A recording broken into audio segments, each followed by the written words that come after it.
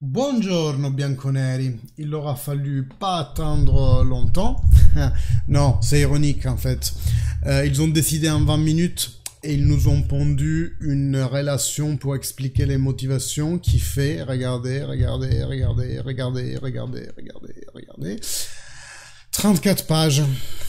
Et moi, de mon très modeste point de vue, des fois quand t'en dis trop, c'est que t'as rien à dire en fait.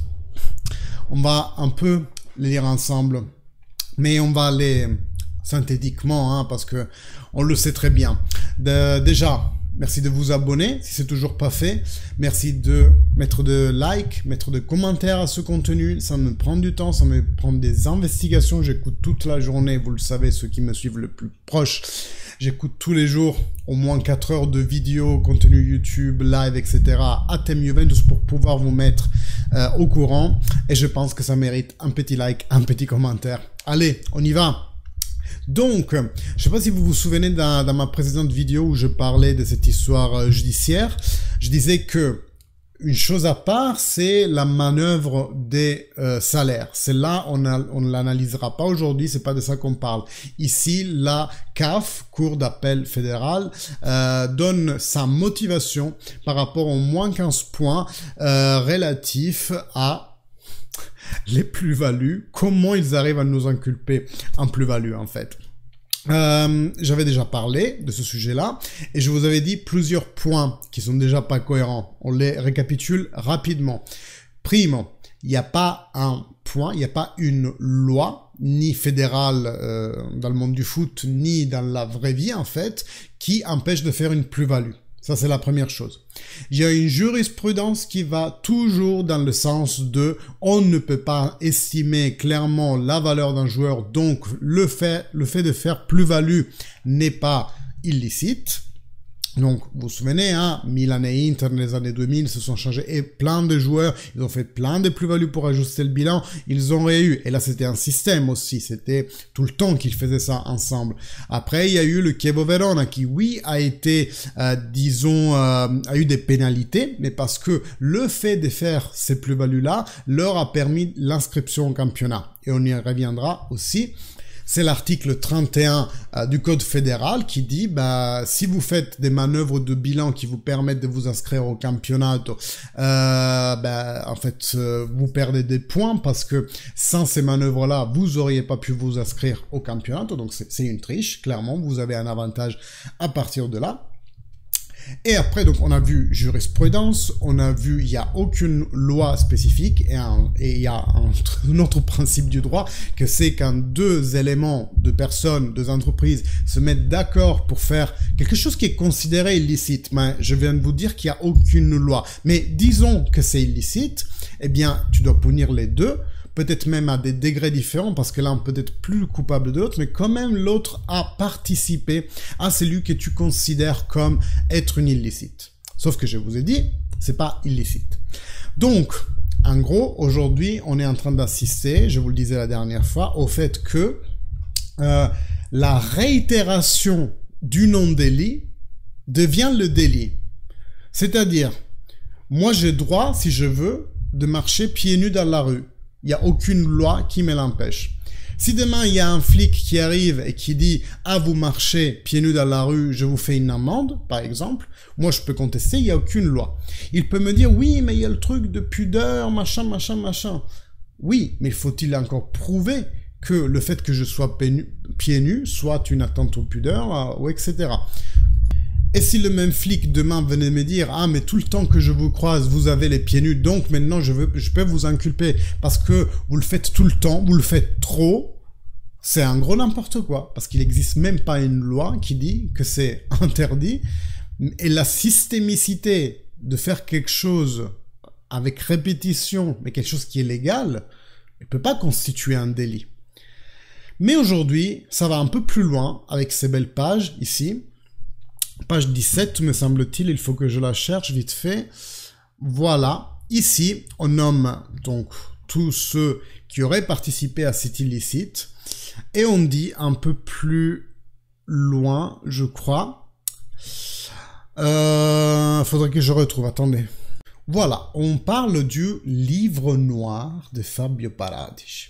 Je vous l'ai jamais cité. Pourquoi? Il y avait une intention derrière, c'est que ça semblait vraiment n'importe quoi. En fait, c'est une feuille A4 où Cherubini écrivait les opérations faites par Paratici quand ils bossaient encore ensemble pour pouvoir lui dire, écoute, en phase de renouvellement de contrat, écoute, ça, cet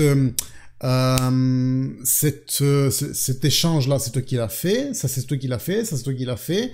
Donc, pour cela, je dois n'avoir aucune peine s'il y a un problème ou quoi. C'était pour se sauvegarder de la part de Cherubini, peut-être un peu ingénu de sa part d'accoucher ça sur écrit. Mais déjà, vous voyez, c'est une feuille A4 où il y avait des lignes, il y a des montants et il y a écrit montant réel et montant fictif. Attendez, là c'est intéressant. Montant fictif, on peut se demander pourquoi il a marqué montant fictif. Ça veut dire qu'on les surévalue exprès? Ça veut dire ça? Et par exemple, pour Bonucci, dans l'échange Bonucci-Caldara, dans la valeur réelle de Bonucci, il y avait 0. Et dans la valeur, dans la valeur fictive, il y avait par exemple 15, et dans la valeur réelle, il y avait 0. Mais qu'est-ce qu'ils entendent par là, les procureurs? Alors Bonucci valait 0 et vous l'avez échangé à 15, je dis ça, 15 pour dire n'importe quoi. Donc vous saviez qu'il valait 0. Mais attendez, mais Bonucci il valait pas 0.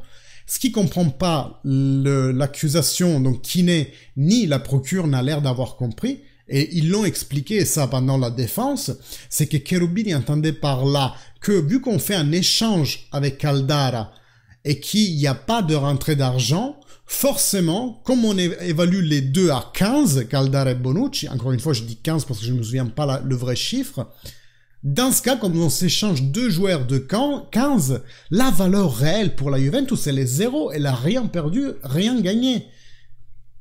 Et ça, quand vous savez pas comment ça marche, en fait, quand il y a un échange comme ça entre deux équipes de Serie A, il n'y a pas un mouvement d'argent. Imaginons même que moi je te vends un joueur qui vaut 10 et toi tu m'en vends un qui vaut 15.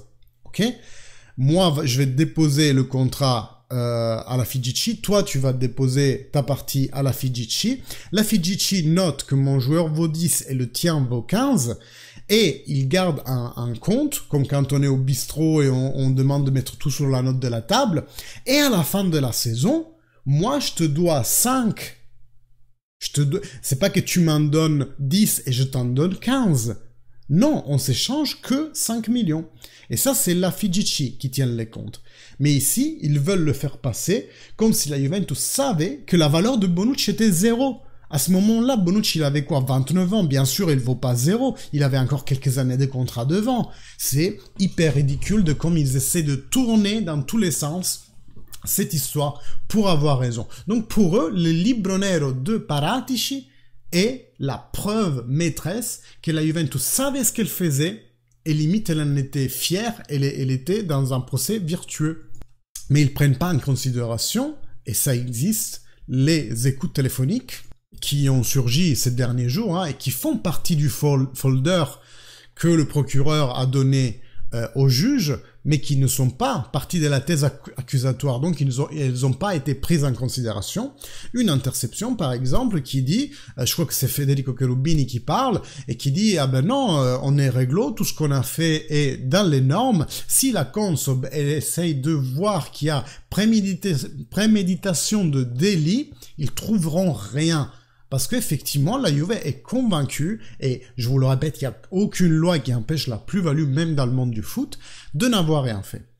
L'autre n'importe quoi qui surgit après, c'est que le procureur inculpe la Juventus pour l'article 31, qui est l'article justement qui dit que tu peux pas fausser le bilan pour t'inscrire dans le but de t'inscrire au championnat.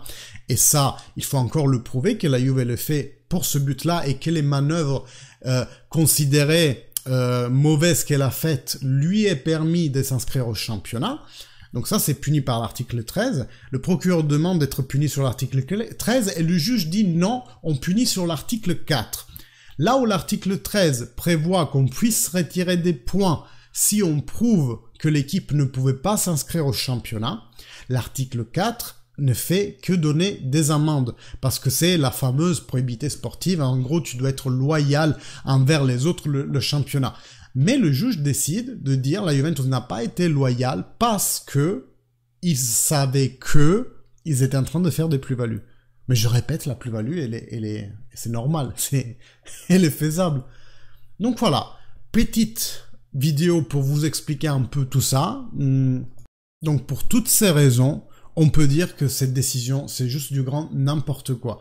En plus, il y a la loi, je sais pas comment, inhibis, quelque chose comme ça, on peut pas juger la même équipe pour les mêmes faits. Ça, la procure, elle s'en défend en disant, on juge que les écoutes téléphoniques qu'on a reçues dans le cadre de l'enquête Prisma constituent une preuve suffisante pour réouvrir le dossier, mais sur un certain laps de temps figé, alors que là, l'accusation, elle va avec une date rétrograde. Et ça, c'est aussi une faute, disons, technique du dossier du procureur sur lequel la Juventus pourrait s'appuyer pour faire invalider les moins 15 points. Après, entre vous et moi, faire retirer cette décision uniquement avec un escamotage technique parce qu'ils n'ont pas bien fait leur travail, je trouverais ça hyper dommage parce que ça ne blanchirait pas le nom de la Juventus, qui est déjà sali de toute façon, on le sait. Le problème, c'est que maintenant avec tous ces gros titres, il n'y aura pas des gros titres Juve absolu, Juve y a rien, Juve ils sont clean, non. On restera quand même coupable, mais ça, vous le savez, c'est le problème médiatique dont on parle à chaque fois. Donc maintenant on a ça, qu'est-ce qui va se passer? Ça c'est la CAF, Cour d'appel fédérale. Donc on appel, c'est déjà au deuxième degré de judice. Hein. On peut faire un recours, bien entendu, au collège de garantie du CONI, et c'est ce que la Juventus va faire. Et si le résultat ne nous satisfait toujours pas, la Juve ne l'a jamais fait, mais on pourrait décider d'aller au TAR pour avoir un dernier degré de judice. Donc on passerait du côté sportif au côté, disons, loi classique, quoi. Ce qui serait pas plus mal parce que vous voyez que quand la justice sportive, en 20 minutes, décide un truc et qu'ils mettent 34 pages à t'expliquer l'abomination qu'ils ont pondue, pour moi, la justice sportive, elle est complètement à refaire. Cette injustice, c'est quelque chose que nous, on porte sur le dos. Le peuple de la Juventus, le club, les dirigeants, les joueurs, quoi qu'on me dise, j'accepte pas l'argument, c'est des professionnels, quand ils jouent, ils doivent penser à autre chose, parce que moi aussi, je suis professionnel dans mon métier, mais s'il y a mon père qui meurt, ou un parent qui meurt, ou quelque chose qui m'affecte dans ma vie perso, je suis désolé, je suis pas 100% concentré au taf. C'est humain, c'est normal. Je défie quiconque de me dire qu'il est irréprochable au taf. Donc voilà, on porte ce poids. J'espère juste qu'on en sera allégé, mais le championnat, je le répète, il est faussé. Parce que tous les matchs qu'on va disputer avec cette pénalisation sur le dos de moins 15, donc d'ici les prochains 1 mois et demi au moins, ça sera des matchs qui compteront rien. Rien. Qu'on joue bien, j'espère, qu'on joue mal, comme hier soir, et j'espère pas. Ces matchs ne comptent rien. Focus Coppa Italia, focus Europa League, parce que le championnat, entre le Napoli qui part comme ça, là, tout droit, là, et qui arrivera à 100 points, plus les moins 15, il n'y a rien à faire. Coupe, Italia et championnat. Merci mes amis, on se recapte peut-être ce soir si on a des nouveautés qui sortent vis-à-vis de la lecture de ce gros truc de 34 pages. Abonnez-vous, inscrivez toutes les notifications avec la cloche, commentez, likez et on se voit bientôt. Fino alla fine, forza Juve.